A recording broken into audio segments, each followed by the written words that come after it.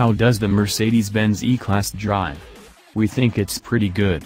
But we're more confident in our riding impression. The E-Class rides very well, even from the driver's seat. You see, the 2017 E300 is the closest thing on the market today to a self-driving car.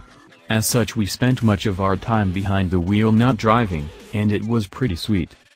Now, before you mail your angry stamped letters to the Autoblog office, let us qualify that above statement.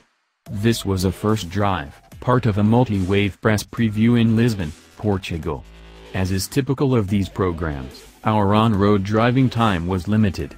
A few miles flying around the hills that frame the Tagus River suggest the E-Class is a solid driver's car as well, but we'll withhold judgment until we try a US market car on familiar roads. As for the automatic driving, the E-Class is like the world's greatest, or most annoying, driving instructor. It knows things you probably don't consider, and still does it better than if you did know. Thinking about a lane change? The blind spot warning doesn't just tell you if the car's in the adjacent lane, it also picks up cars that are closing fast and flashes a warning light to keep you from cutting off another driver. The main almost autonomous feature in the E-Class is called Drive Pilot and is part of the driver assistance package. The features of Drive Pilot break down in several more confusing names containing either Distronic or Pilot. In short, the car can maintain safe distance to other cars at speeds up to 130 miles per hour and automatically steer to keep you in the lane.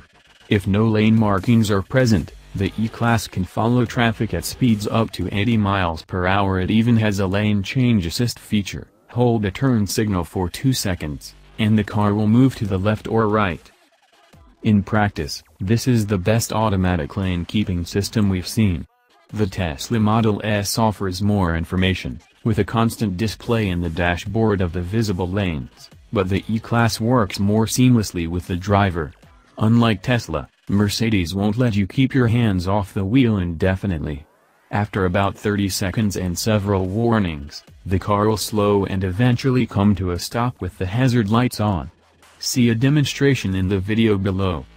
But you don't have to grab the wheel to keep the reminders at bay.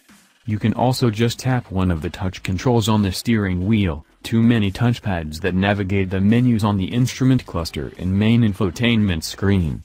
The practical result is that as long as you keep your eyes on the road and tap the wheel every few seconds, you can go for miles without using the steering, brakes, or accelerator.